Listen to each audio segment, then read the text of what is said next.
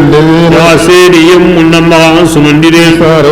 كنيمو الكفر كافر عندي من الذين اللي يمنا قالوا كنغتي آمنا بأفواههم ولم تؤمن قلوبهم كنكم مناهرين كبيرنا igawatu da himbe sunu Allah fare ne ken bare nyana igawatu himbe la ren ta kenya na bada ti Allah fare ken ma kan sunu bi ken ko munafiqun ado ko nu wa min alladhina adu was qawmun adu suru bil yum qadi umma yahudiya kan ka kunni tirin kan danan jamuya iqram gonun ka garun dangani yahudiyanu wonu iqram gonun go gare bu kutuni da na Allah kitabin yilla na Musa diga mun yilla kuma ken tirin kana nan sagai mu osri samma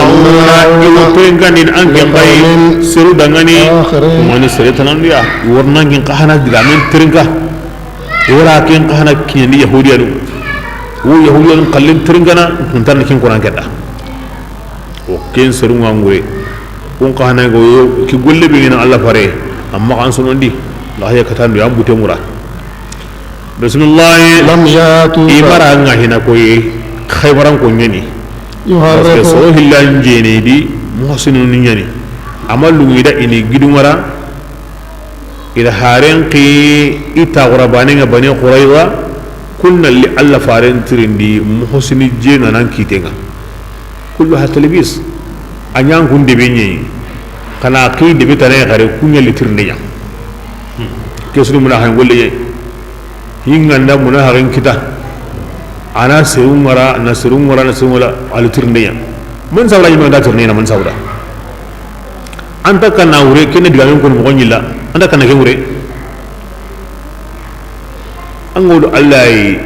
ma sigi jadagi ne jadagi na liga Allah pindi saka mun ta Allah pindi imati anna Allah ko nan dinge mera kanya kitini mani la anta kondonatir ndenya na anyi me ko ro turndenya na haranga matanni anya ke debeya ira ke debe so nyi warna litirndeya ke wakati wahay nyanya kana himbe ne nyana hi complicated ya Allah fa yantu nyene gilla ga manya hina karamul ngara gare bure be kutu da ke mugo warna kana kalle mugo ngainta tinanda ora ke muwarire yorni imarina bismillah lam yatuka imaranga hina de yuharrifuna al-kalima wa tawrega digan kanne nyillana min ba'd ma diga meke kitte sago hallina surunde Allah maga wa yillana yaquluna inati harun dangani in utitum awanda diga islamin ganda oranke diga me kaga diga be yilla nak wa muhammadu ganda ke kaga فخذوا خرجلها وإن لم توتوا إذا ما كيكو هذا دعني هذا دو ووتانغا دعا من هذا أما تكني كبار كم بعنا دعا هلان تيرندي غكياني أتوموا عندك كاندا كبرنا توميني هذا ما كاندا أغار هندي كتومو هذا أنا كبرني مني أنا توموا أم مغان ساوندينغ واي أنا كتيرني مني كني aw anta mun la allo on ta undo an karalle ma undo an pallan ka ungo bangene sere su dangani o kiyana yahudiyun kita kiyanya sawi makata yana islamiya waye kunya gala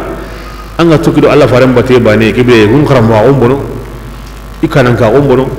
inya halange hubbur riyas ra'as kull khati'a kanan ga on kanu ayani gini musuyon kolanga komi Allah farenga rasulullah sallallahu diga hulana tirni ge nga kyana mo nga anda ke ko aga mako ke birenga akalle ke maari gari to nge to ko tan kallenga tabane andi kale o ma ko tikan to mo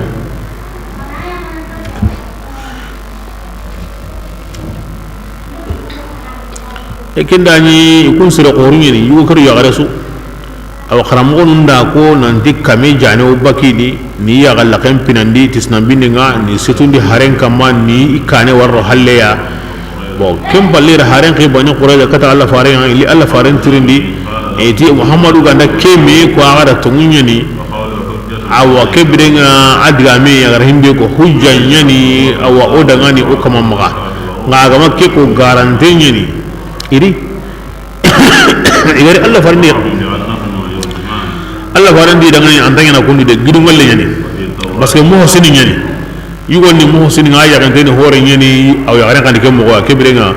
kehe igulla na mi go kala tawreta di ke mo nyana ha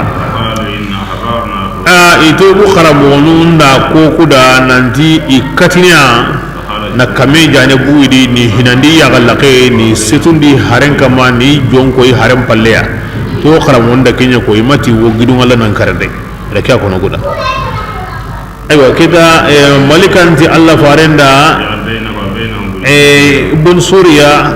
aywa kenya kitane andiro ma Allah fare ati bun suriya ni koyi aywa malikanda ma nguton ko hada ngani Allah farenti dangani ma nguto ke bega kada konnan kai nyugo wagadi akullenni yaw sana banani iwotna da bun suriya ko kentu iti ho wato imeri kanne to muyen kamallengi yahudiyan tanu himbego tawreta tunan kotai Allah farenti khara khirne ira qiri ari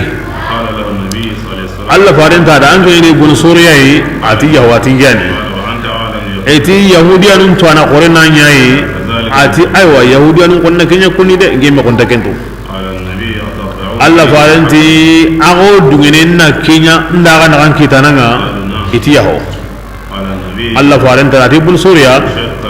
nganya ganati Allah be kamani ganta make hang akengar hangin bogo an kisman dongani naga kisindi awa na fir'auna dunkonun to jindi nganya ganati ken kamane ya to ngode yalle aw tawreda kitaben de serebe ga nanya muhsinin nga an ala jeni annan gabo gullina wa maqam woni himbe gana kinda ati aw tawreta di kemo godi nan tan kawana gidin gulliya ngangarin simman di himbe ya nan de kamane be ga hangem bo on kisimanu da no kisini na fir'auna to jindi ken diga me halle angare ken kinda siza kunen pakatinga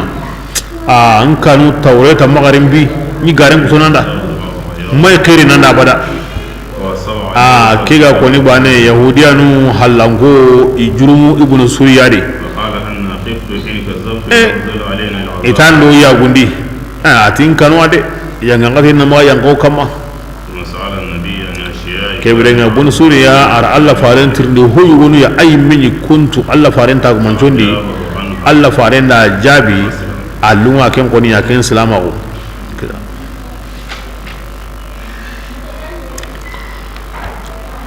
iri tiya ira gidumara Allah faren misirilla kan amigo kala basa inda kitoya o kitemo dungare ne di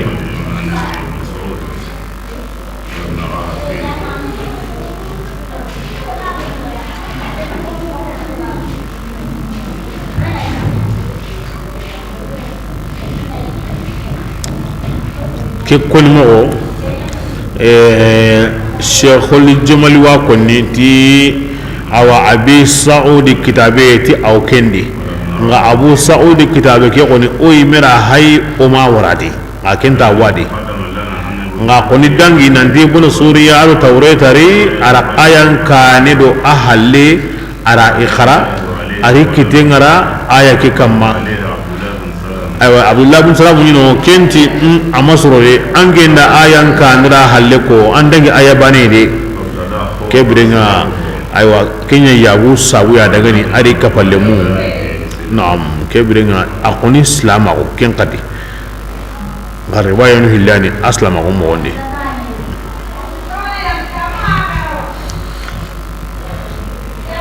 daiman Allah gana ho oti qaida nyani aya sugandari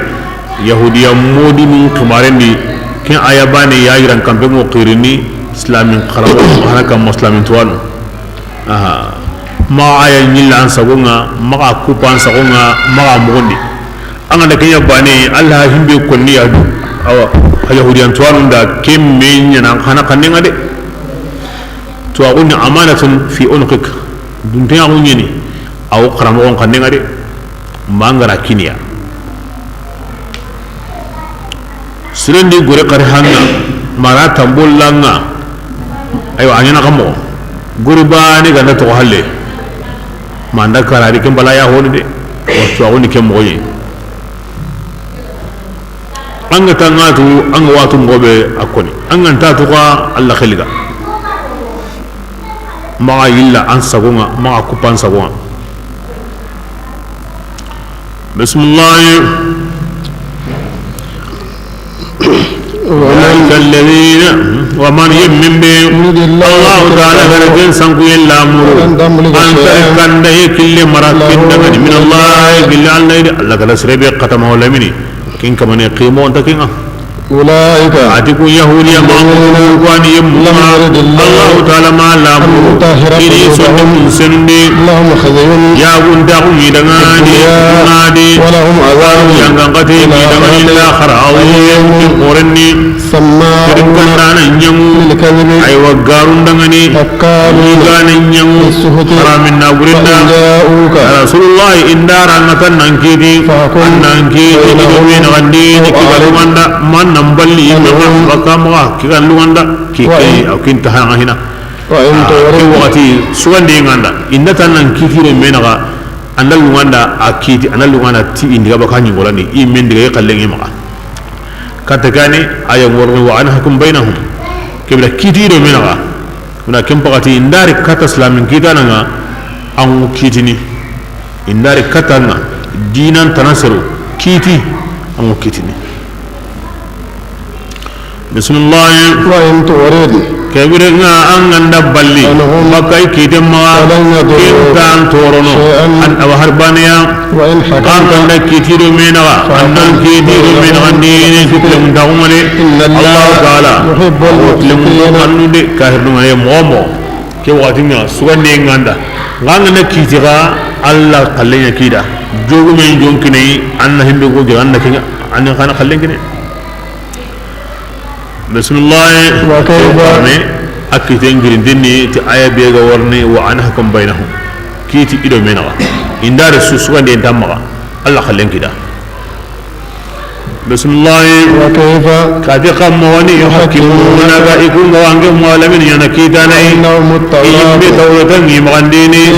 الله تعالى كيتم وكني ثم يتولون كم بلي نبلي بكاء وتولد كيتانا من بعد ذلك كم بلي وما أولئك يممنا بالمؤمنين تمندان ويدي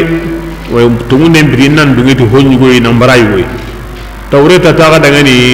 إكي غولين نيمي غلي عيسى غري أغما ورا ما الله فارل لها سغما ورا ممكن أن كافراو تتوريتاي أيا أنت أن القرآن كيتين كيتين بأن القرآن كيتون النونتا أن كتابين قلنا كيتين ناري أن القرآن هاي إنه تنقو أيجي من كتابين ما لكن أن يرى بانه اللي أنت جمي أن تقول بامباني أي يهودي أقول نيم مصري نانقصو جانكو نهود كدي نهود إسلام عندي بسم الله إنا غتنقلنا ولا تولد كتاب ينقني فيها هدى كندهم عن غني على النور وادي أن يجب يعيك كيتني في تولد كتاب أيوة يمبين أسلموا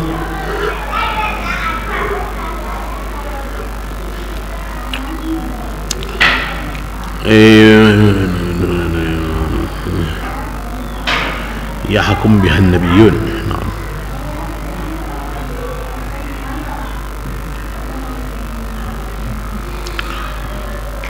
يحكم أن مجمع مقولين تاي كني ديغان كورم باجو بانتيني نهابي غو توريتا يا من وان نهيتا يكون من أن مجمع أدو لعلمون أيه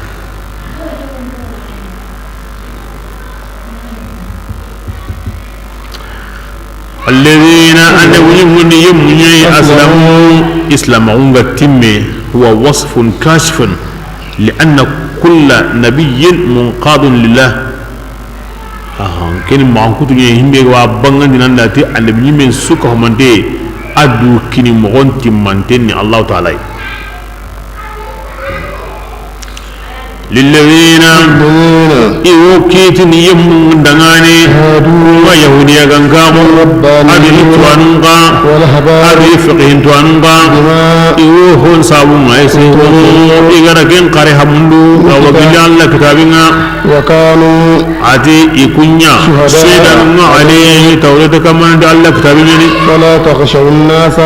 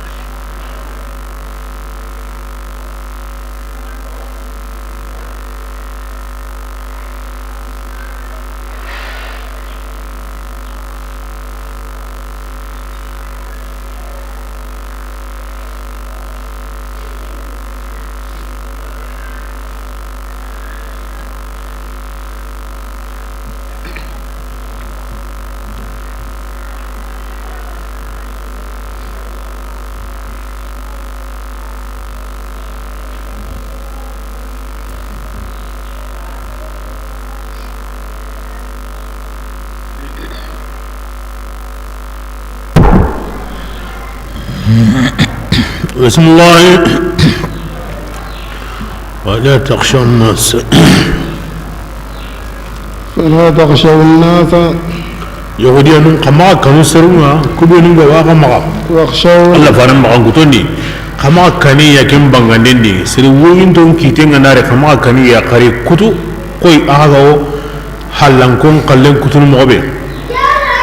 واخشوني قكنك الله ياي تمم غندي اركيتين كتم بلاغو سرندي ولا تشتروا يقولنا كما هراغني إن الله تعالى آياتنا كما هراغ جنكويا قليلا كنت كنوانين غني ومن لم يحكم أجمع كيتي هم أنزل الله تعالى غرقن ينقني ما عنقود بروهم انتقدي كاهرة الله تعالى وكتبنا بني قريظة بني نضير bani nadin kin ana bani kare bani quraiza ana diyan takannen tuka bani quraiza gana bani kare bani nadir ana diyan timmanten tuka kede allah kitin imi tawratan de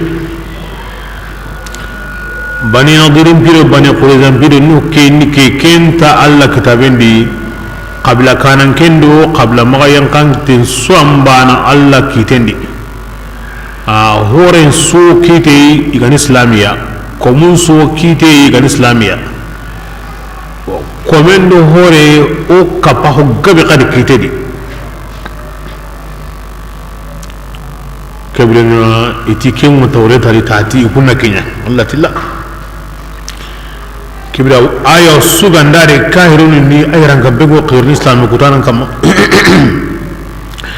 kibra sero sere ga kiti ti allah qallen tanai radiyan bih nan bingetai ardan an hukumullah namballi baka alla kitenga kebranga kenni kahragunye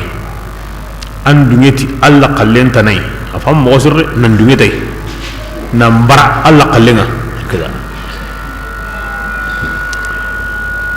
ngamma dungetay anja ko enteni la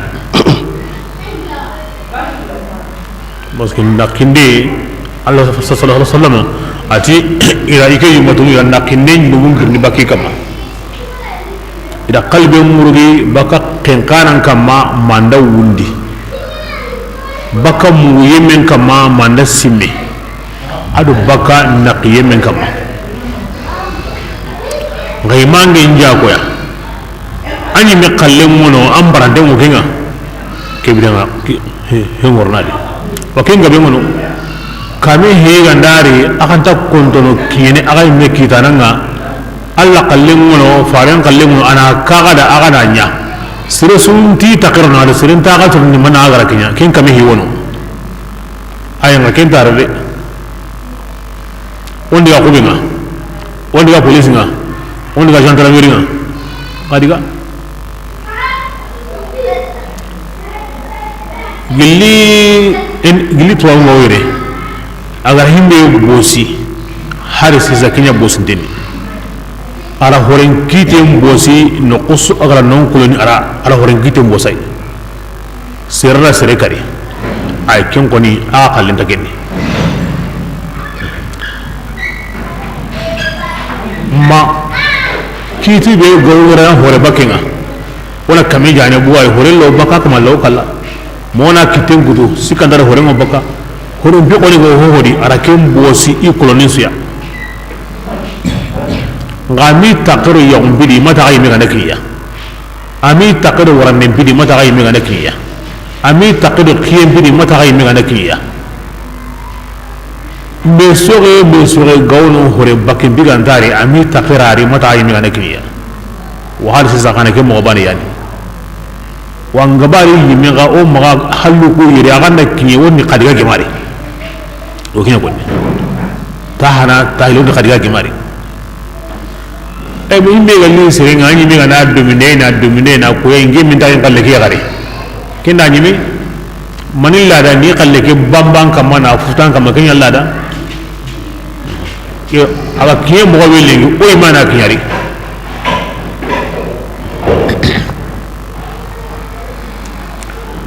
بسم الله وكتبنا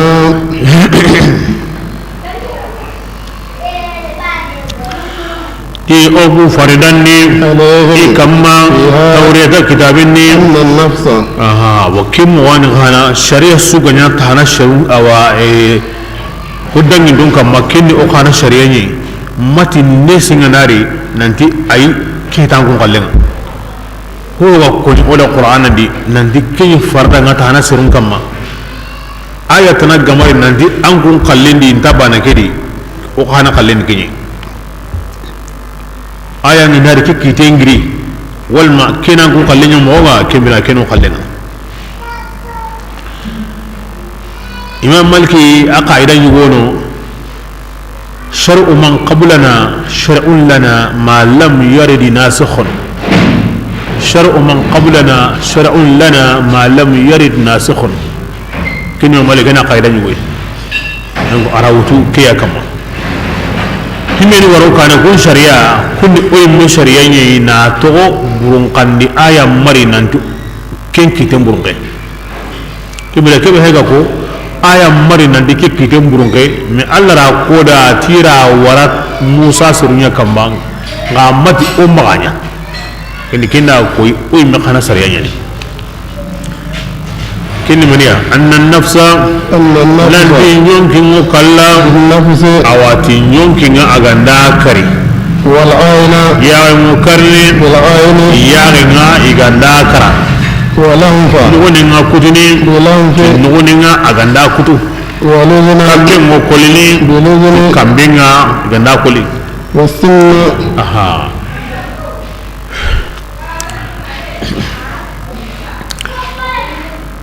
kambe ngo kolini bisunti kambe nga wal juruha kunati كيو توريت دي وأما خانا كياني أسلامون دي قليلا أورا ولا لندن كنا ندنجي المماثلة والمكافأة ميغان كاو كني ماني دينا كني ماني هورا عندكم أو والجروها كبيغاني بوغاي كني بمبوندينغا كن غاو توريتا دي وكني أوقا سروني أو كني أوقا ديناني فمن وما ناتي من بين أغنى صداقاندي تبي مبوندي كيا صداقاندي كتي بمبوندي كني كفاري أكمن دغاني ومن يمي بي أغنى كيتي وهما الله كنيا كني بمبوندي كدي وما كتبرو كنتي الظالمون إلي متوني دي بمبوندي أغنى قرآن تاونو كي أمرنا حبول الله خوالي ngaw gana milika na gemundi meya wona ke to kundu wona kenya kundu kan tanya na sisa anda ko to nyanyi me anga wali ngure mo gabono ibrahima kini oy me kana shariyyi wal juruh qisas wal juruh qisas jogundi nga ko ni bi me bundi nga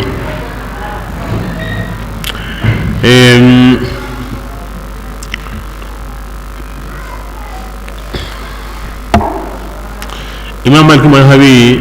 الحكومة ويتي أيوا كيتمو هودي هو سبات انتي غماري همبي ديان بندي وندي كنا على الحكومة كيتمو كندي أديا هو سبات انتي مرادي كبيرنا كيتانا وكيتني أرم وبيغان قبا كيمو يناكينا كم بالله أغناني إلى هو سبات انداري أختا وندي كبيرنا وانا كيمو أكينيو كندي الجروح قصص كني جود كندا تي جوغي خور النقتي جوغي خور النقتي هو نو نتكنا موضحة هو نو نتكنا جائفة هو نو ونكنا الآمت هو نو ونكنا الدانوة ونكنا جوغي خور النقتي وكل جوغي أي إنغما وسرين كالي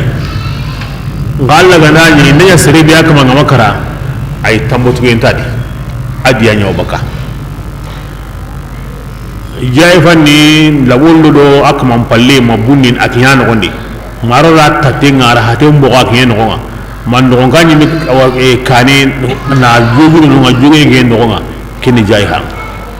o sere gana kanya sere ari do tugu mami do tugu o tambotu gen tadi o sikina ansa agana saha kebirenga nanti kebirenga an tambon juga ay ke tamboran tatu kene ke seren kalli ke buga dia kebirenga adia on ken tukana aganda karayime wa kebirenga tankare kunan ni ngana place yang place li kuren karungo wol kunana o seren karati ajo ginde ke ay tankare kunande siribani soro hili rawanya na ina tankare ga yuwe me khana kete be suna akuna ne bane ili huren karon kuma o kunati allai ajuginde kyana o siren kare bo kingana katanyana bo kebringa nyimi bo ari dutugo wala me dutugo bo ginda gari dutugo jogenga kebringa tugo nyini ame dutugo jogenga handa khataw nyini kendi kite kendi dia yunga na konto har sere bane ga na konto har kuni bane ga na to ona tike bi nga jogin da nan ka hana kun kana kuna kula ti Allah yi kamane ganta Allah bi halle ama karange jogin dege ya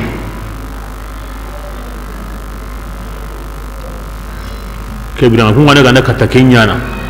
ke bi nga aiwa ana to diam pinga mbi ga yino ginda ga ri tuka au kala me kala ka walle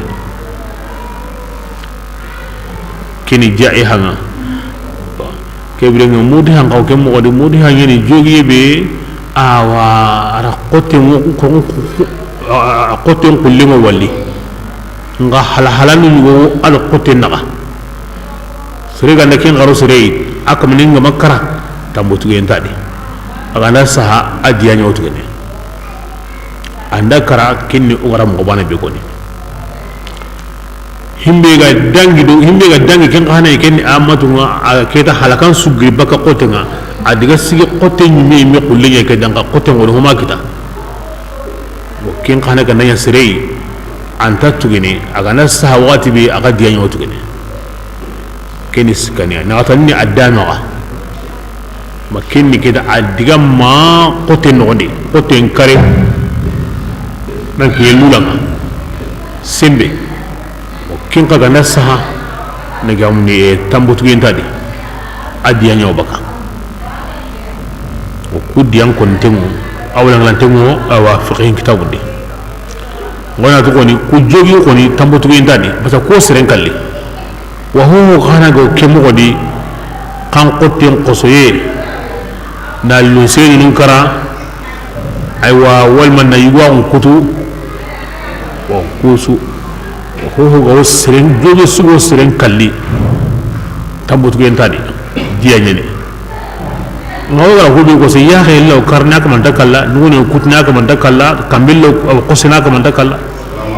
nan na ko ligebre nga ko sabura ko tugene ya sere kide ko ya kutu donc anati wa kutunu awa kutuna ngalan lutu anati adiyan ka ngane gum himbe digene me ginanga ma lutu diyan bana o baka sere na sere ya kara ari di tuka akman ya ko karna me aganati kullunga anati me gana haqibe kini ya kan pu dianga aganta mun ya kan kara na du jinga wakini agana ya mi di tuka kebre nga diyan bana yani mina kemo en sawuni jahandan ngana angala sere njogi iwo tuwo ke kenchina adaro yam pakke ajuho yam pakke ago digre bedi asu yo kengi maga kibira kite ngorne kuti ti kungana awa takhriru benya kube be gono kinyo walla ki putana nyagan kane kibira ma golle na tikay ba ko mo bi ha ke ku di to biya ko di mo kurumbai islam on bulali di ku yo ku do golle nyamo ko ku sawra hingo nyana mo do tilimun ta wondi ado qur'an ta on kama yogi ni ngana ya do to ngo pape be sahna kite lini kuti ken pape yayi adaro yi ke haqa yayi ajuli yi ke haqa yayi ajhu yi ke haqa yayi ar qote ngani ke haqa yayi na ki qote nga maro sembendi donc pape be go sayna ken ko dangade kinya na saw ko tan nyaga ngure gulle ngati ke yo ban ngenta tu an ngenta du jogi de nyimenta tu kila kega na himbe ko ni awado allah ga gulle ngati ke agana jogi njati toko bedi o ken to wana gana ken kitinyo kini jogi ke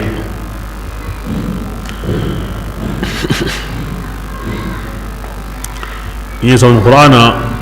sere ana ri an islami am bi qur'ana aya ko baka wasruno bo ko bi hake karno so golin dige sisa mi qur'ana yanne sindi tay nan di adam mare mum pada mare ma ko nya ga bu ko wani ge tile mun ta ko kama do son ta ko kama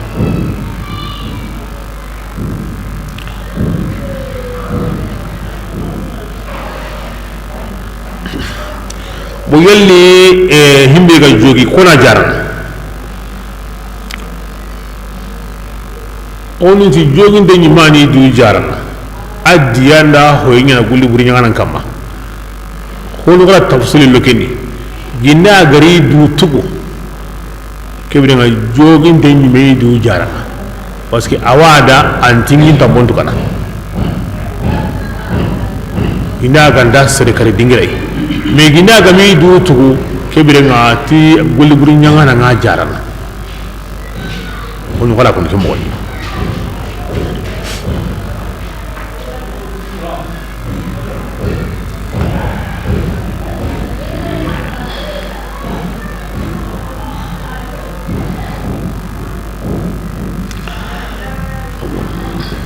hoy wono i wosren kalli dianti mandengo kundi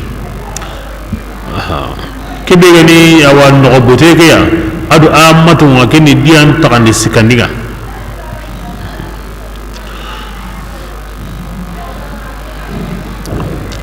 mo adi aya no ni srebe faman tasaddaqa bih wa huwa kafaratun lah srebe ga sadaqandi ti tambo tugainga kenni kafarai akmanenda ken sadaka ni wurin maniya nandu kini gulli burin nyangana nyimme awa bira kebe awa aga sabata kama kebe nga ay me ama wuru ama mu aridu to kite maka alla ganda akutuna nya mo be kebe nga ndi dukini allai o kimal sirebe ganda nya kenya tigenni kafara ken kamandangani yani ken wuri angara gulli burebe nya kebe alla o ya hinam maka ken sabuda o keni mana yuwe faman tasaddaqa bihi aroyna awa agandani hore gumenya hesir kallana maka agar himbe do seren kari kunyi meti o ya hamma kibrenga ken kawo ajul gunya mana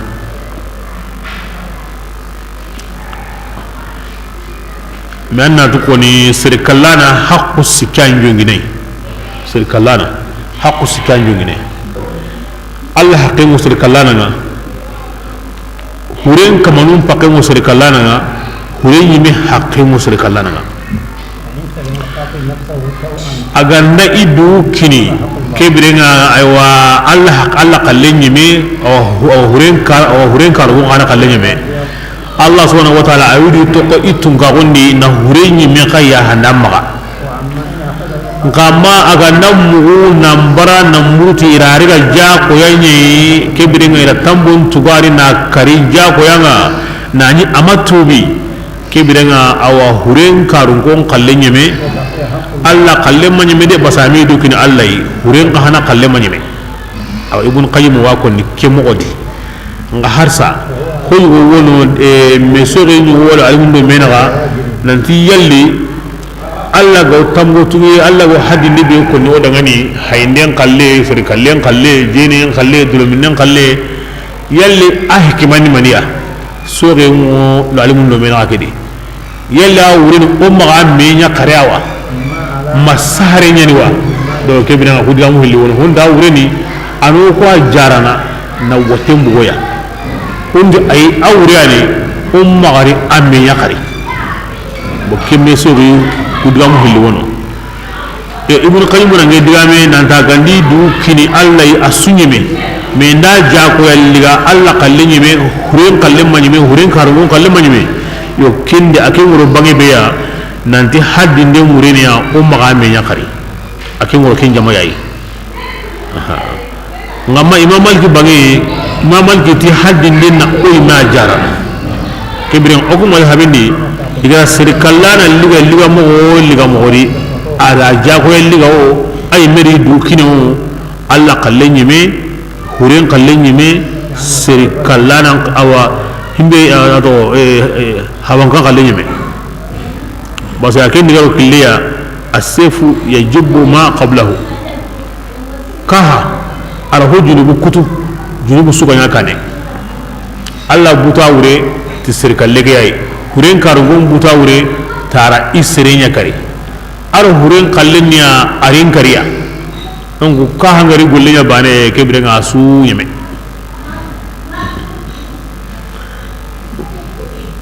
asu yeme on taro ginde ana gamu akara kahiriya lillah onaro kullu ma yata'allaq bi jarimatihi hada yani hogo jongini aranke golli buriya odo kenya o ken so yeme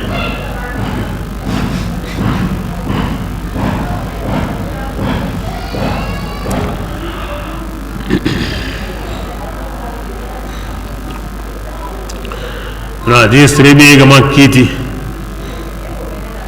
ti Allah ho yang kan dike tambu tuga indi wa ulaika hum zalimun iridu tonya ba anda Allah shari'an soqi bo kenni anga ma digandi de ma Allah kalle ke yang kan ni me saunde din kalle Allah kani Allah kalle gan tonga amma ngala ayo an kalle ke digandi na Allah kalle ke begu harsa Allah ko ni ga tidon angara ken togono faso amu sawra kenni duran kidi Allah kanim mala amu sawra kenni duran kidi nga Allah tin ko ni anga di kenni garinya bane gebra kenni kahirauni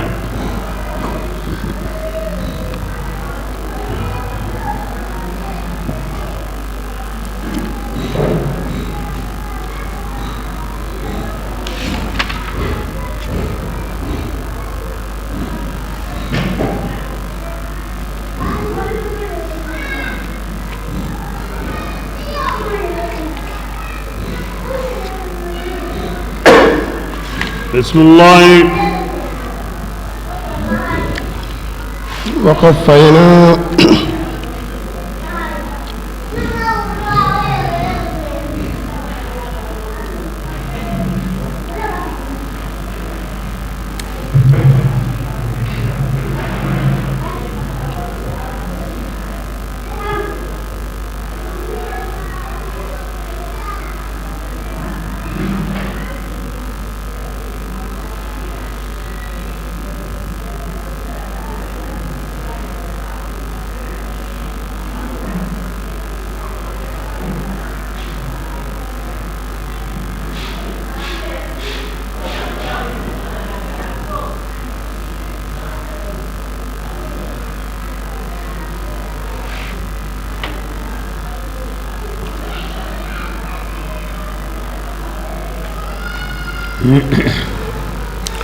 بسم الله.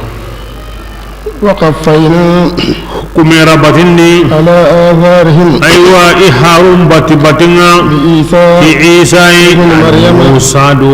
موسى عيسى من قبل كم بالأرض عيسى مريم رمي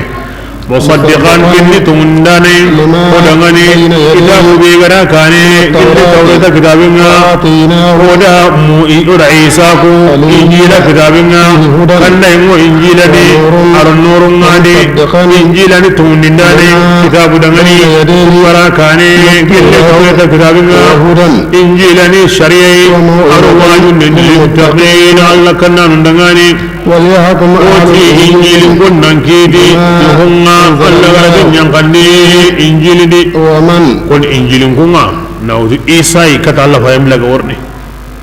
كن توريتا كنا نعوذ موسى كتا إيسا بلك ورني أو رهتي دائما وعبدا إيسا غرباني توريتا دي دنكون كبارين يمي الله فارم غرباني إنجيلان بين يمي أو عدن كان بين يمي بسم الله. ومن عديم نبي إنما كيدي يهونا الله تعالى غرقين جواني كمان كتبرون كنت كتبي دينام بكانوا إبراهيم كسيكاني أنغا برا الله قلنا ينكي لموسى ورنغا الله قلكاني تونا فسوق أنغا برا الله قلنا ينكي لموسى ورنغا الله قلكاني تونا أنغا منا كتورو ngula nyimya toro antar no ho nya himbe go saganan kamatin na hay aro kisiye aro tangay do sécurité abadan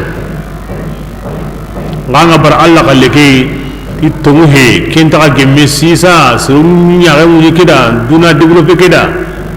kebiranga kufrun nka hawo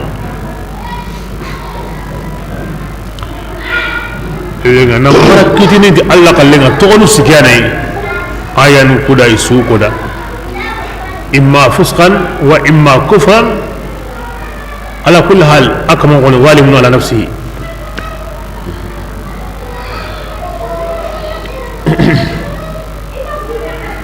بسم الله. وأنزلنا أقول ينقلني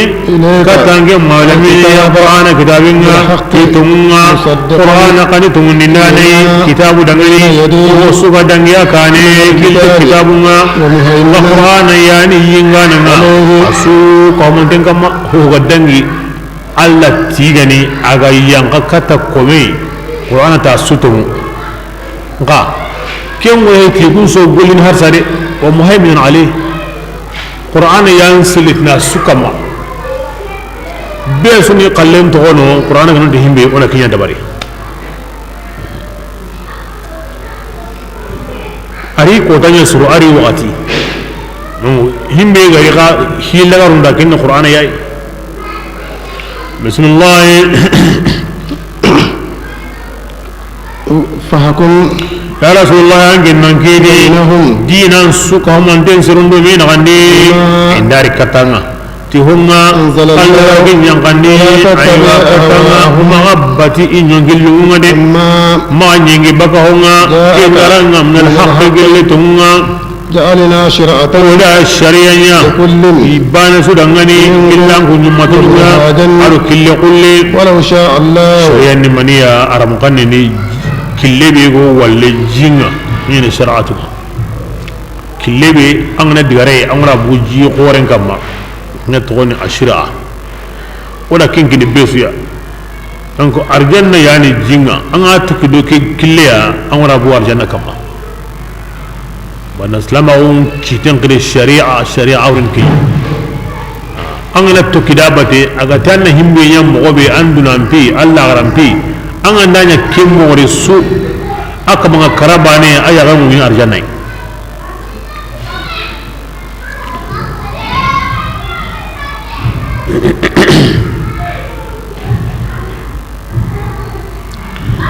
بسم الله ولو شاء الله تعالى قلنا قانون أن يغنيانا جميع واحدة ولكن ليبلوكم ربك صابين غجر بنا ورباتهم آتاكم غركين جنا غي فاستبقوا كيم من نبانج بيسودا بشيم من نبانج بيسودا أكني مقولوا بيسوتو هراك موري بقى كبرين أقرمي سامع على خيرات أو خير كلهم كبر أقرمي سامع الله من عوري بقى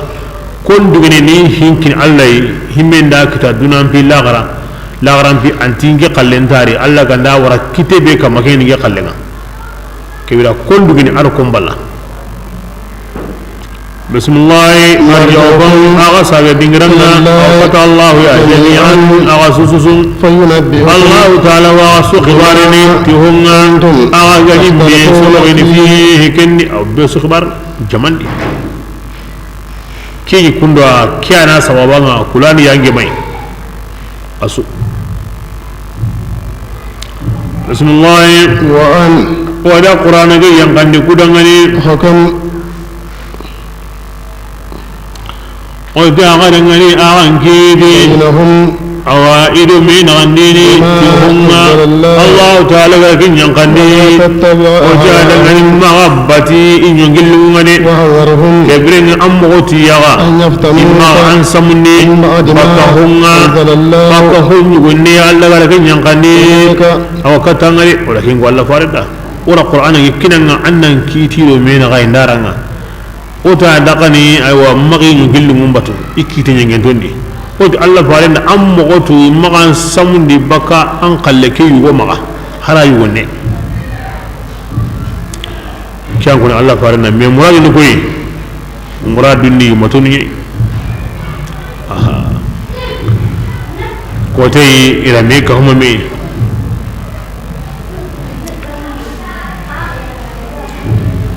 أيوة بني ضير أيوة أورا يكون نعنقو مغوي أورا كنكو أيوة كن هو كن دقمه وتيغا كعب بن أسيدي عبد الله بن سوريا وشاش ابن قيس إتي ميدا وندي كتا محمد يا أي وندي ونم وندي كتا يا أدي نمبغي إلي وني خرمون يي يهودي أمبينو نقوى مغاكي كتانا إبان دي غري edi muhammadu anga to kwani yahudiyan kanan kunga alu wurgin tondo kharamogon no kwai anga to kunda to kidamba te bane serenta to ko halle kebirenga ango ketu orkata nga awa hiwo do serunna wa o wotini ollam bangi kitenga awa andanya mobe alun do yare anga na kenya bane o sakanga ornan dinandi Allah farin dimbara arna konia tungo himi manda kengoni ngana luna ngana tawnya islamia ange islama wo man hanki ni ngi ngo garin ko ngi sauna tayum Allah farin ngar tawani wal halaqi ho seren katana islami an mundi complice ya hinya gamde ya hilla samande ya asum men dangi awatinga kyo seren katana nake gare bane kutu awina sabu ko ngina islamia yalli ke ganna islamiya ken hantin kamma ke garibani mo mari bono dininga na muslima unda garem paramundi agara digandi hibe ñu de keta kantade islama on ho korea srebani kande tanga am pasu duna na buren sonkinanga so ba ke kienga bu nan sawu ho kama srebani kande tanga am pasu kienga ho ya sisa sonkinanga nka kendi digre khore haza mayiza nga garenga diga islami da himbe di kempitiki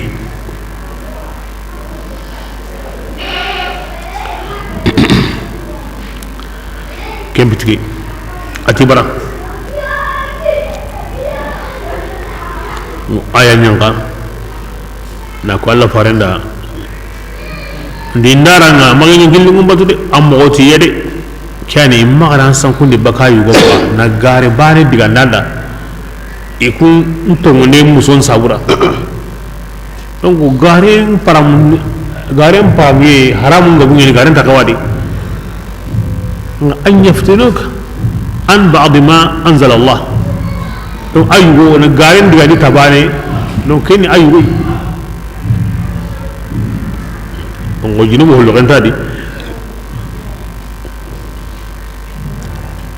ke ko ni ko Allah fare kibra murad no ko yumaton am mogotu de am mogotu daiman iblis ri man danu yuda mbate aha mobe igo honne kitana honne kenda yime baka ganda gabo awna yindar bane de muslimu akhrato kiyedi nan dinan cross muslim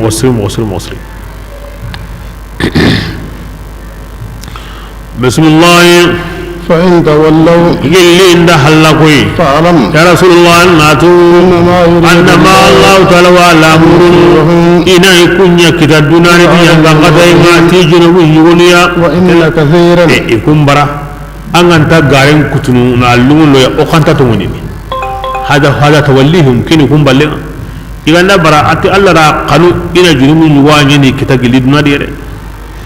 وإن كثيرا الناس سرهم فقبنا من سرهم لفاسقون فقبنا فاسقين يدي سرين دينا بكانا ينقبا أفيبغون يليكم من دنيا الجاهلية سمنتاهم فقاتين كيتين حرسا الله اللي يقلين ينقندينا قرآن دي حرسا أنك تنتكين سمنتاهم فقاتين كيتين كين يلا عند حرسا كين ويني نعم كين يلي سردا سرو سري agama dungiti Allah kallega kinni maniya almudahana na medari ku kitin no ku jinda khwana nyoro almailu na milik kata nyongi lunga kata nawurenga kata sirit lahundin to ndinga dade kata sembente na sembengin genga dade ana lahundun ani toyi mo sri hakum aljahiliya donc wa ko ni aljahiliya antokom jamane ni woni awatin dangi ay kibo ko ni ko tabi Allah faare ko khurayni don ni kiwa ko ni aljahiliya wasatuhu badiluhu wati ni wadangi ay kempe islam on gariba na nyimi ay kempe imma tanfidu shari'atullah fi hayatin nas وإما تنفيذ حكم الجاهلية وشريعة الهوى ومنهج العبودية أما أن الله شريان دنكران دي هذا مريم مرين تاغم بيسو كهمان دي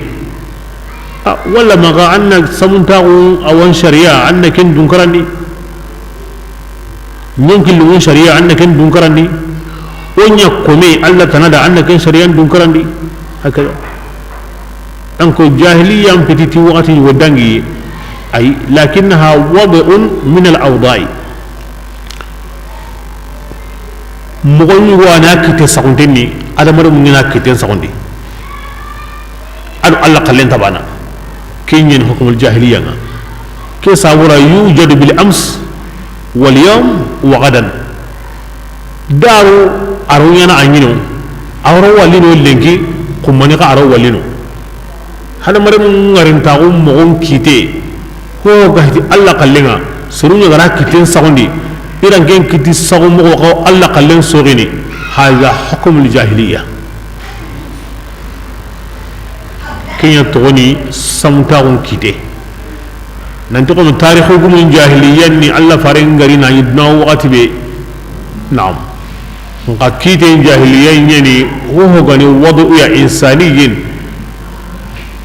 يفضل حكما في حياة الإنسان يخالف ما حكم الله به هذا حكم جاهلي سرunga kahuna hada mare mun ngarin taun kite sawni mo di himberu Allah kallengan tabana kinya toni di samtaun kite e alla farenga mayno jahiliya agari samunta ngiri miari halanga ma khalenya ga ange jahiliya magri wala kinnan to higabe ko higabe di amma nan gini ti alla khallenga na riga nandu kinai du kini mo bega ko nan dangi daru kebiringa anya islamin potu mandenga man nan golliga ala mari mun pokite sagundenga himbe go alla sori aw faran kallen sori ni an garanta mo gonde an wo samunta on kitendi an buguntu alla shari'andi an wo tunyangundendi an wo fasga gondi gindanga dunga dai mega an wo kahira gondi خلاص بسم الله ومن إمي سمنا أحسن حكما إنغام بسكيتيا من الله لقوم سردنغني يوقنون هم ودنقنون سرسو حقرن تنغني أمي لين سرنغني أن سمين غودا أنغاتو تيجي تيجي أنغاندا سلام أغن شريان باي na halamar mun kalli dabarun don bai an gatu ho honta su Allah khallake ko su di fi kullil mayadin anamu ti dina ni muslim no ye ya subhanallah fasl siyasa an din inna ngarin da on kutubaka dina nga igama dina ni mane gidi an yagala dina ni on salli bani ay on sumu on jakam bundi on diga hiji kemina anyeme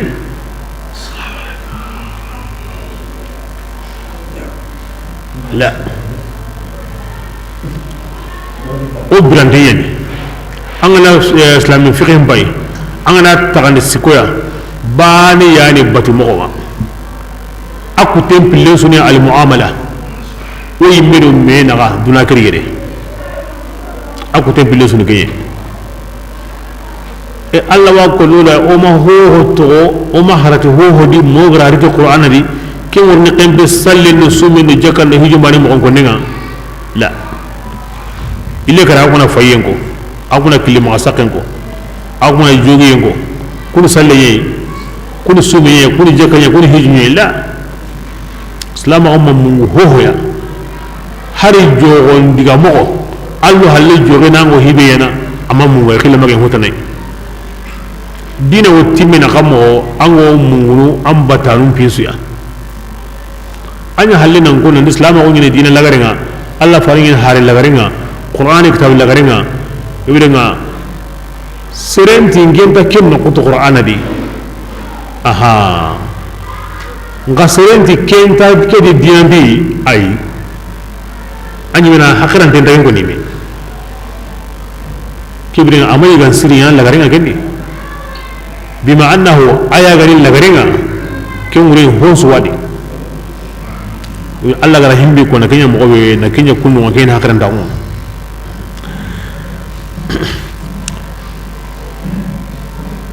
سلام أقوم لامبتي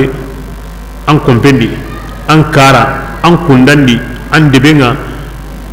أن جمانيندي أن جمانين بالي allo mo ambugo mo ampin suka mante androgello mo abugo mo ante humbugo mo abugo mo anjun kolan sindi mo selama wo lambata suka mante ni kallen kala anda anta galle mannaga anda nyakin naga anda lemen naga anda ampawa naga anda ankina naga anda angoli yalle mannaga anda kingal le mannaga ari kallen ka sudi ala ko gimu mo be anda suuri ga awina mo be an kalsim mundu mo asaw mo asumu mogo atambon tuka mogo mamungu hoya ya wunya mogo warandenya mogo akitu idambu hakube gani amamungu hoya dingura nyaga amaga sugunga waluine manga nyaga waluine kompe nyaga ni bira nyaga ni awa mobili nyaga ni hare nyaga ni nyugame nyaga ni amamungu hoya rasukoni yarange benugo jamandi hayana nyagani ana purutina ana jabatina akenna ngaya ana mbagabagana ana kalliya ana njogina amamu ara sukallen goni ma serenyi mego kala akyen tagani mo amamu hoya ku tisalliya ku tisumiya islam ho ganan kita ayaga mundu Allah gara nya mo be Allah gati mo be anna ke mo di kiya sireni anna hanga di dunadi anna hanga di lagara ngana ndi ko ni islam ko ni awaken an sunno men yedi e na waran sunno mina kan tan jukundi an tan golli ni ke islam ko mina la bu'istu li utimma makarim al akhlaq ronga di islam ko anti jukku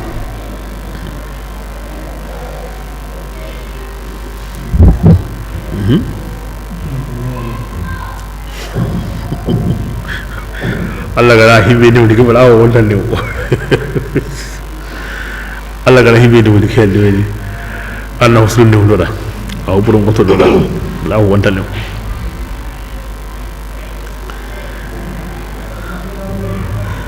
bismillah يا أيها يمني لا تتخذوا جاسين مع يهودي أنتجي أيوة مع النصارى أنتجي أمي يجيني ما كنيدي كي أيوة كويني ننداو حرام الإسلام كما أن قناني يهودي نان قناني النصارى أو حرامني أنقول يا لمن يني كفا أنقول يا لمن يني كفا كم وسه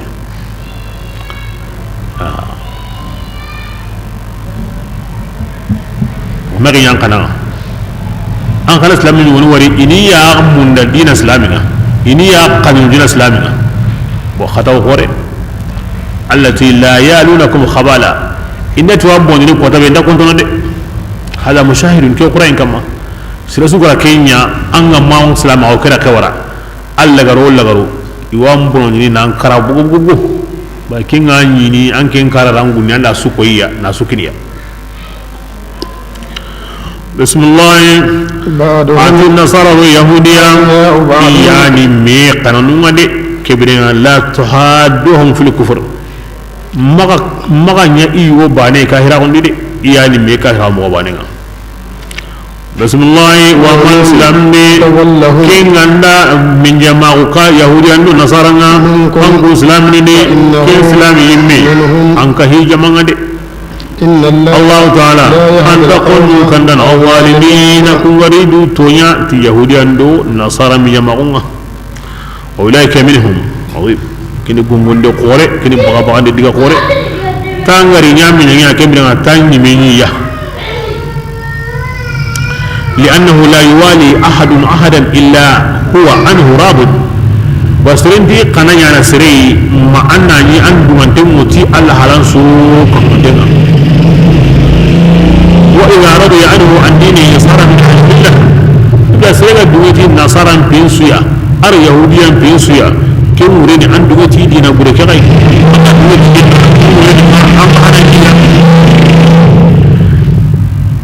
أما يقول اللي معه مع كراهتهم فلا ضرر في ذلك ndi ngolli adi linda kenta bana kibiri ngati toran takeni Allah farilo wara king la khin kama hay daro ora khara idiga sumundi ba kulle keni oni di jamba atu intemu Allah farango kama yili ne kotabe am ngendro kenda kaha yo yahudiya nyugo maga ara tambo mutama ade kini toromulan sabula abi mundawa la donc serendo serla gollini duna ngolle on so odome on jagondi dome nani ngamu da kenta ban na hanya na di khana na ho bakin maga kendo ngamu da tabana bismillah فترى الذين يا رسول الله يا مهم نافقا أمتك وكن سلموني وكيموني نصرون اليهودية أو إقنوا ينجدي سرس بيك ما فهم سند الله هنتو نافقا أميدي كي غني هنغان نكويادي سين نكويا مغا أو ندي غروي كلي أبرنا كمو الله ردنا كنيا نعم الله متى عندي معه قولي دومي التي مغيقا التي مغي يامي جاني ادي سي ادي ناغوري ارو الله ردنا كني يقوم انغرا كون مغوي اكانتا كينانغي انتا نياناندا كني على مني بونو نانغي bismillah يقولون adi kun son Allah unda wotini نخشى okani men bay تصيبنا دائرة masiba larawangante gando kita okanna kenyide aha oganda anya kundu sisa ay waketa konto ngandari hinna kuya maka faman yumiruna kullu brandini bihadha al-lafz al-mayr wa jalb at-ta'am ila an-nas aganda nyagami nan freki kullu brandini ilenga bengi maka maron gabengi maka katujura ngi maka sapingi maka kuna kinwe donc woran ta nyana kem morde sirema ta nyana kem morde Allah ti magi khanwa magi hambi nyagi Allah mati andi ma goli dobe bismillah فعسى الله Allah ti ku kamanunda ti awsina Allah taala Allah warni ti wasay qoreya Allah da hoyo warni bakki tunga wonni فيصبحوا ke kamanunna illa kara inni misindenga wa kama asarru igara kin gunda fi jeytun gonni di ina ma ki hayde semu Allah da aro wasay islam in talahiniya Allah da hoyo wori bakki tunga wonni me e kunyu warni nimisi idangi hakarladi ken kanya bira kebe islam ngara nya ko Allah gara ko ni mo be i jonko meya na me kanu na me riga na hinsu nya ko Allah gara ko mo be nan kiditi Allah ho yang kandenga iro kairun na ganya ongoli do me bania darin de tiro me na me kanu intiro me na faran sahabon da joppa at-tabi'in at-tabi'in wallahi ayan gara ko ni mo be ken pakati anya wasayil islam nun kaman no konsu kega ye sere sun nogon di akman nimsadi anta Allah ide anu yayi bilan ke be gari mile kata kahirin ma iqam yengari igemalle wa ni yammi ngi gari ke bilenga Allah di qalliga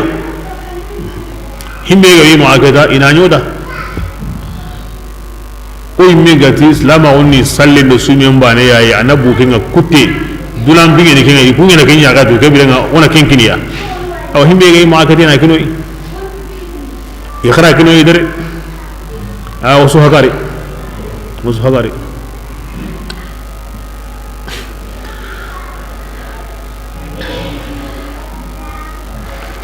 musu hagari ana marha gidan ga ina kini ge atawa ngemu ma dugene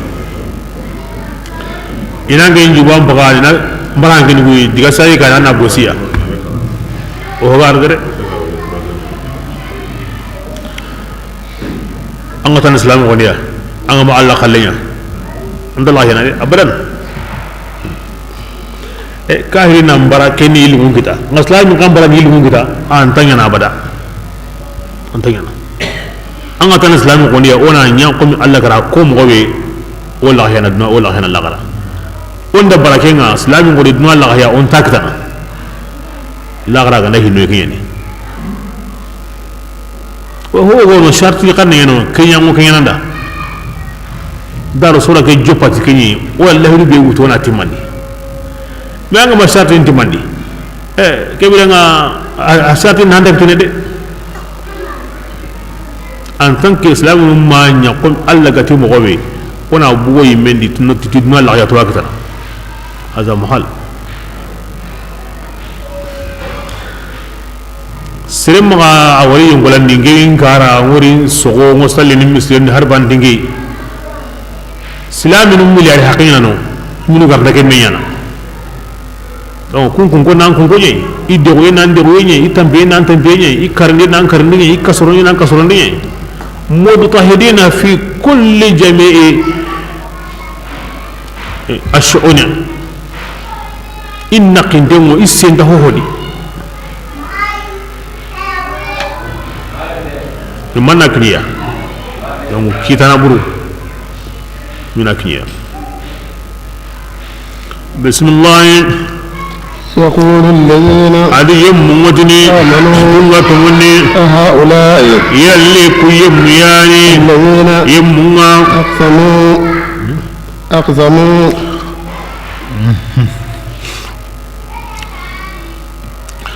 yemmu motini kunga tongondi wotini meda bira kebe aywa sutura nga nagri baki kama aw kuma burku kama munafiqan ku kama inda ya go wahti bi islam mutuni meda yalli ko wahti yemu ay ga kuna بالله الله تعالى يكون ينبغى نبيكم يوكفى الدين دي حبطت أعمالهم التي يقول لهم بلاجين سبحانه فأصبحوا هاي قال لغري كسرت نالتي يوما لا غير كسرت ينقن قتاي يعني كوتورني كمونيانا يا يمو بينكم بتمني يمبي كنا أو يرتقي أنكم سلامين مكة يدينني واجبي الله تعالى ورني تسريا الله تعالى كن قانونهم الله تعالى قانونه كن ونيانا هناميا كما ونيانا سرقتيا كما جهاديا الله تعالى فينا مريكلني إن تكنا جرغنا جرغنيا وكم مغنقضو كنا الله فسكن دعوني أنا كن يمنا أغرى خنقنا الله تعالى يروى إنتم كنين عليم توانا يني بمن هو أهله هم بيركي كان قبع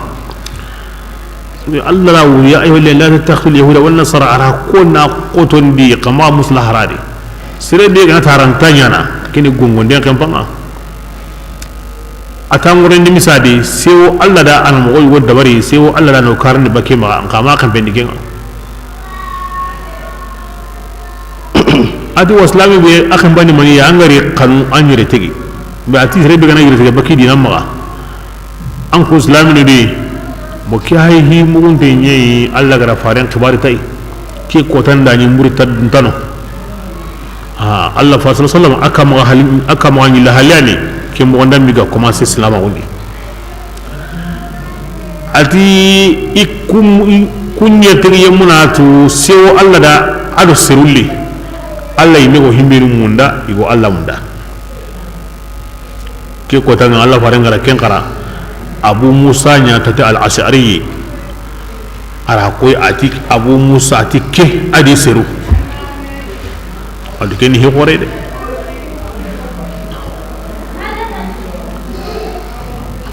kebrenga kun seru gandari islam ni no mena ga iqanu yam ne kinyedi ihne ne kinyedi ido kahirin do mena ga Allah gara qoto ni mo wi ay ma ke mo di wo jihadi nyana inta kanna jaragindana jaraginde atike mangu doga aro nyana wakati su aro kinni wakati su wakati intakhre qarantay sirin takhre qarantay nandi sahabun bane matabi ta la wallahu wasi'un alim alla tu'unyu bantenni himbe daga qaba wakati be awanya na kunda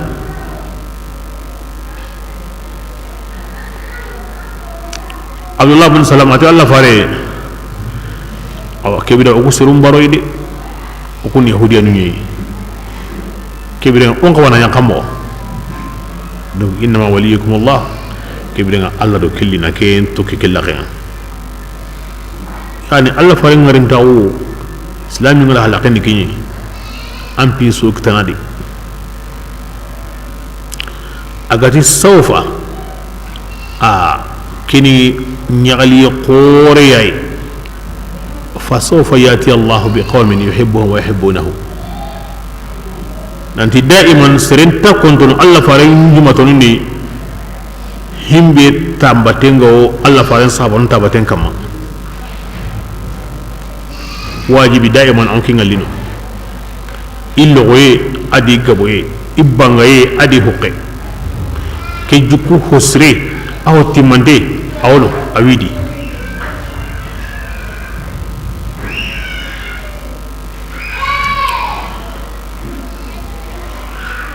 ميدي أمين نقول إشارة هو يحبهم ويحبونه الذي قانون يعلق قانون كين كورن نيندو كمل أنت يعني هستري هنا معلق عن قانون كندي الله كمل قانون قانون yang kampanye ni anak komennya Islamia nang rakil desiren kama arakinya bifadlihi sesu juga kunta kendi aswanda يا جبا يحبهم الله قانون بولان ساماندا كيني نان اللي غتان كيتينا نان راكي لسرين كما kebirenga an kada Allah kan agama lugu Allah da wal yaz billah ina kome be nya kundunga aranta yana harbani anta tungu muku anta tungu walli anta tungu simana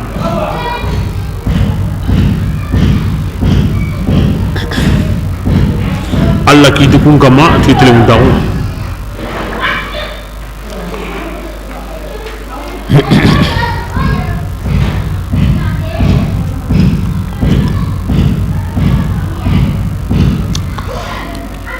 nautu kem palle kata Umar bin Khattab kiyenga sergal murti alhamdulillah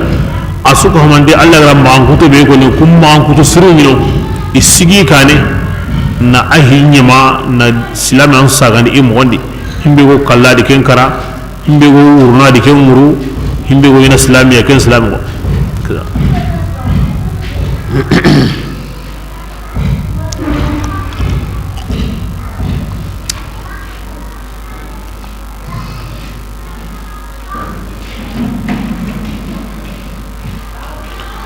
aya go yang kana kene ama jope aya ke yang halana ga jope riddat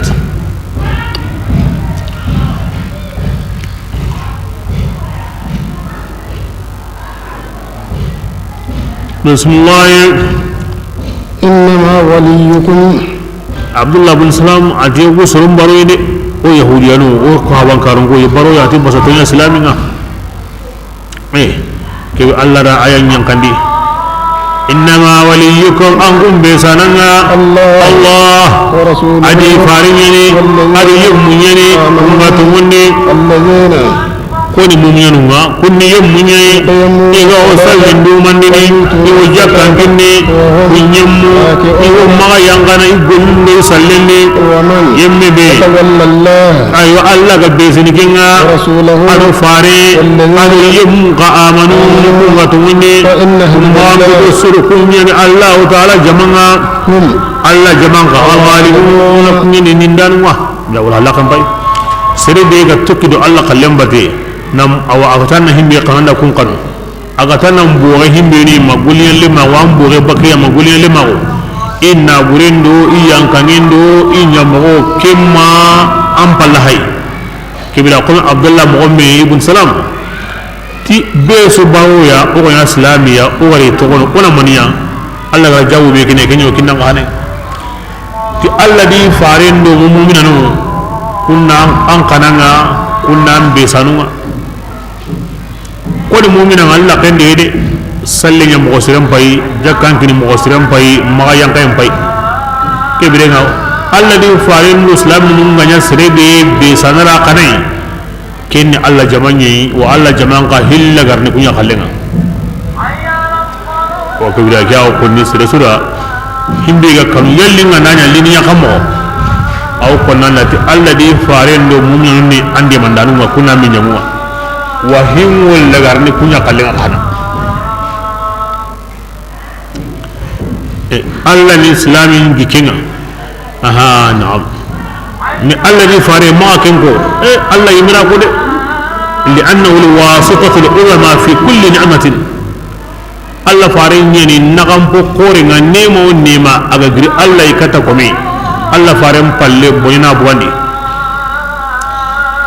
silama won kan nema sun nema anti Allah farin to ma ko bane kin ko kuma ngare bin kumai aywa Allah kay gara ko de ya Abdullah bin Salam wa agrabihi sire sugati mo on tinge ma islami gani kutum bari ngan islam on sabura inma waliyukum Allah wa rasuluhu hada Quran Allah farin yayi awa islami walinga ken pitihi lakape ken islami murgiyi wa ma qabendiga walladina amanu ti alladhi farindu islaminu nganda an karunga baranga am pawanga baranga alladhi farindu islaminu kebirenga kumono kunganda e Allah go komira bana awasiu hara gam bagana farindu islaminu ko na ku ko ni ken islami bane ke bagam bage ke kan tege ken na hakaren tagundi na urugin tagun ko na ko nan di anti bane ado jamanyeni islami ngati Allah di farin islami no ana ko ni kemi ni sabura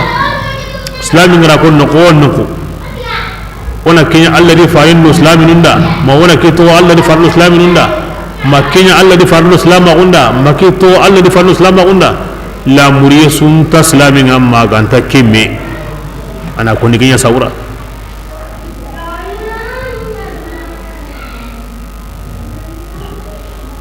wa kin bane he wa akon ni masire naka hontai bane he de hoy wono hontai ai hontai bane he de akon ni masire ni nada ko no balinga nan di Allah re fare kin yi ma konte sire ni muslim kare ma Allah yimme gara ida ko himbe nudi kudi menu islami wata Allah di farin islami no anna mani konni Allah yimira ko akara ko himbe no di islami na konni kunyedi akara ko himbe sabuda awa mba ni ani serentinga donc islami na konni kunya sabuda Allah wasi Allah di farin ngase Allah di farin islami no ngase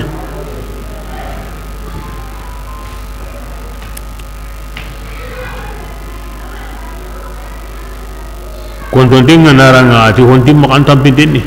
lan subuta Allah ri farin sabura wal islam ko sabura arake aya ya ko ne ari bayina wunya ko Allah ga islamin jike ni himbe aransi man dikenye Allah ko ne khallen ngema nga farin lo islam on khalle ndi ngema amma ga waram ma nga ma hubre ko nde amma hubre ko ni Allah gar islami bane giken tangelo jama beri ari duro kenya de amma ga waram ma ga ma hubre ko bismillah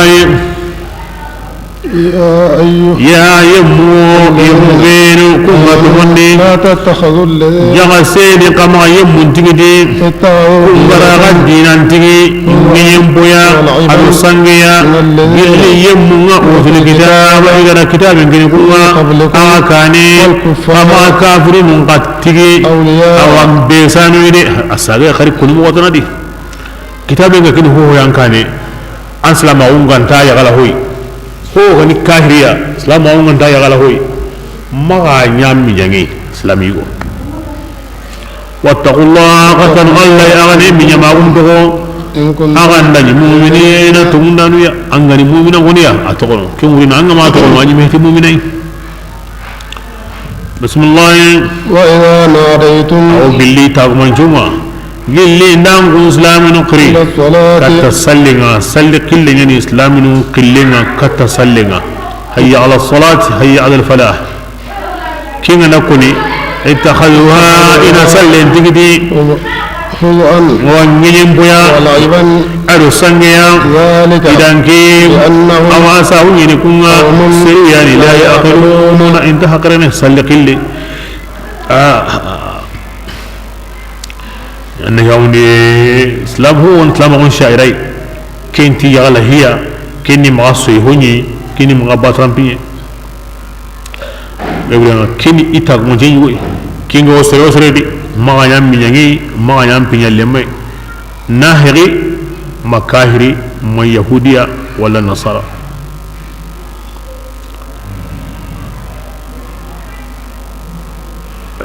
kahiri no nasali qanam mo kem pakati ina suyi muhammadu arhu tanare karre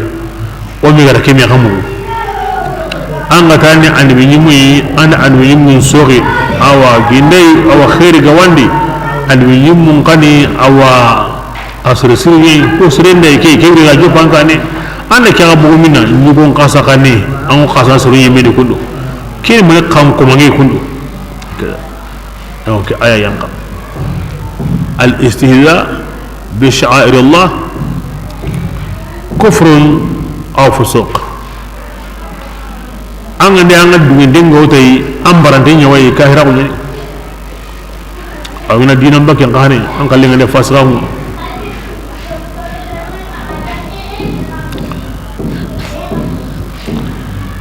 ho gani dinam ko daronte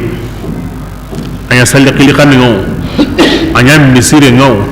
anya misiren tombe ngawo anya misiren digana ngawo anya selindana ngawo ko go tukri bi sha'iratullah nakillo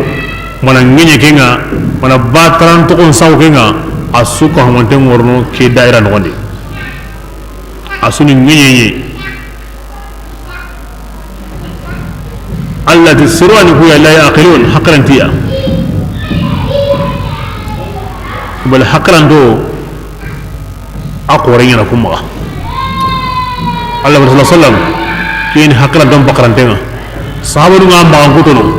تسلم لنا قرباني أو نانا قد أورا غانتا ميتو كي ورنا ندي سيسوي ندي بولي سوي أو دو برانشن أو بقى سوكو همانتيني يسلم لنا قرباني أهتم من ويلني بس لما يشاهد فيه من جلال الله أو هم واللي سلق لي نقول الله خلنا كهوما أو من كركته هم بيعندين فاتي أو من كركته هم بيعنا ناكدا وهكذا الله كمسلم كمويادي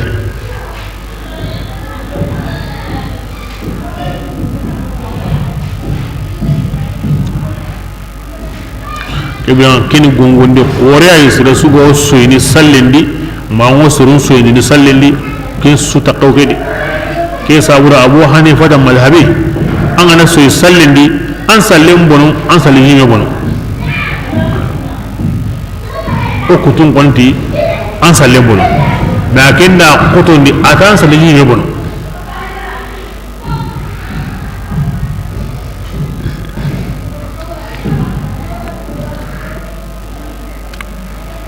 بسم الله قل يا رسول الله قلنتي يا كتاب دنقونو أن كنت هو بمبنني ومسلمني يعني ودني بيغا واغدي أقنا هو بيغا واغدي أمني بيغا واغدي هو تنهدي أهيكي نصران يهودي